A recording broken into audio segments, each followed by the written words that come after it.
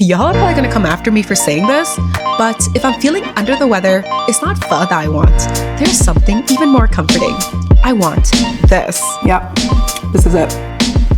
This is pretty much Vietnamese people's chicken noodle soup. Miến Gà is Vietnamese glass noodle soup with chicken. It's made with clear mung bean noodles, shredded chicken, warm chicken broth, and a lot of aromatics. Unlike noodle soups like pho or bún bò Huế that rely on bolder, heavier flavors, Miến Gà is much lighter, cleaner, and way more delicate.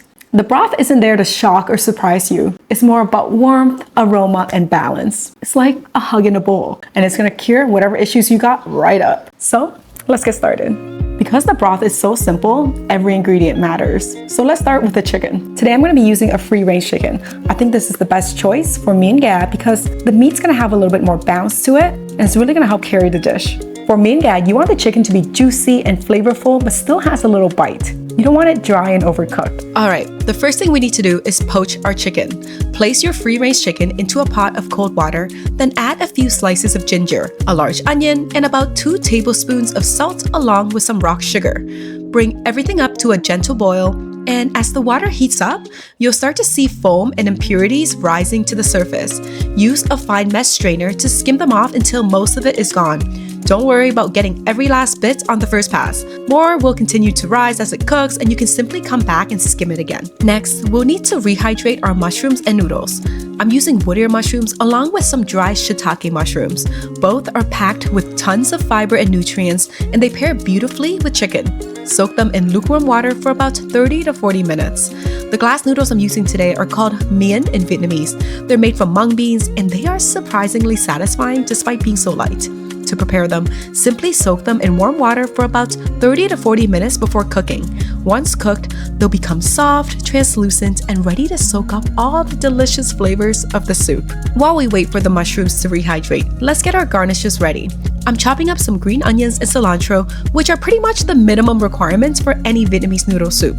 For Miến Gà, Vietnamese coriander or rau ram is another herb that pairs really nicely with the dish, and is also traditionally believed to aid digestion, which makes it a great addition to this comforting bowl of soup.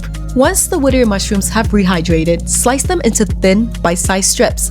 For the shiitake mushrooms, trim off the tough stems and cut the caps into small, bite-sized pieces. Just look at how meaty this mushroom is. Dry shiitakes are packed with natural umami, so they're gonna add a ton of savory depth and richness to our broth. Add a tablespoon of neutral oil to a hot pan, then toss in some minced garlic once the oil is hot. We're gonna give these mushrooms a quick pan fry to build even more flavor. Once the garlic turns lightly golden, add the mushrooms and season them with a little chicken bouillon and fish sauce. Cook everything together until the mushrooms have absorbed most of the liquid and the pan is nearly dry. Then transfer them to a plate and set them aside for later.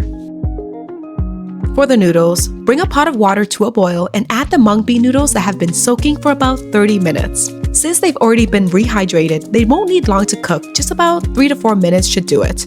Once they're tender, drain them and give them a quick rinse under cold water to stop the cooking process and prevent them from sticking together. Then set them aside while we finish everything else.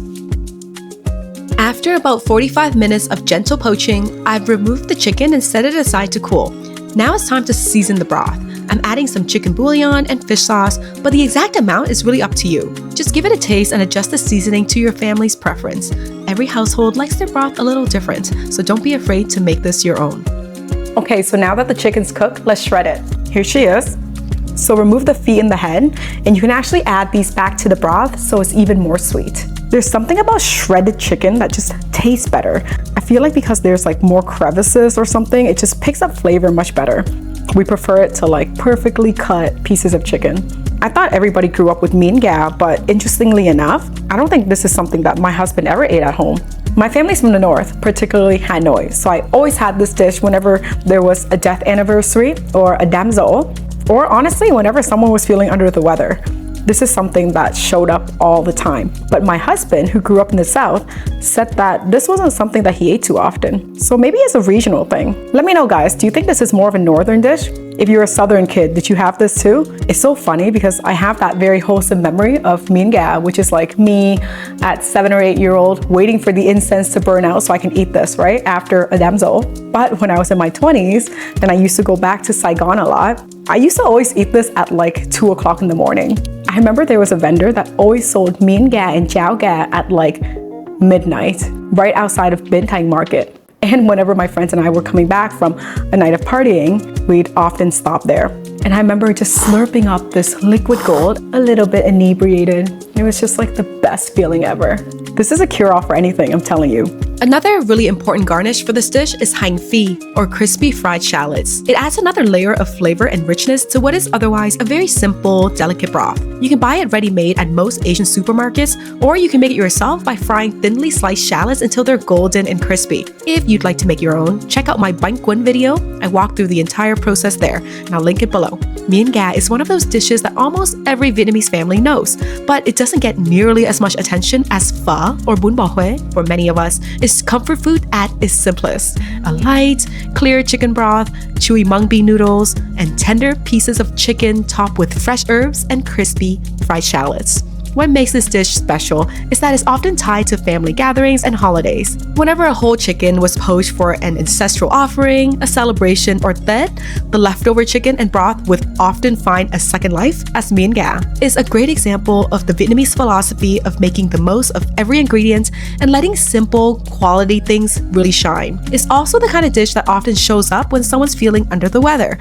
Much like chicken noodle soup in North America, a warm bowl of Mien Ga is something many Vietnamese families turn to when they want a meal that's comforting, nourishing, and easy on the stomach. It may not be the flashiest Vietnamese dish, but there's something about a bowl of Mien Ga that feels comforting, nourishing, and unmistakably like home.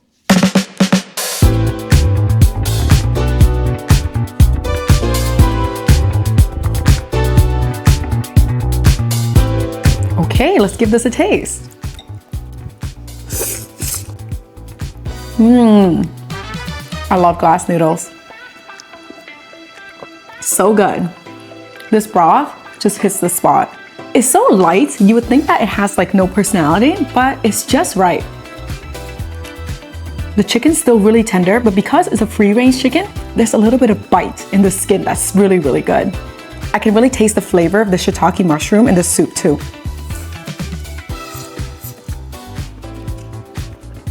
Yep, this is it. Well, if you enjoyed seeing how easy that was to make, hit subscribe and follow along for more Vietnamese home cooking. You can get this recipe and many other recipes on my blog. I'll link it below. See you guys next week. Bye!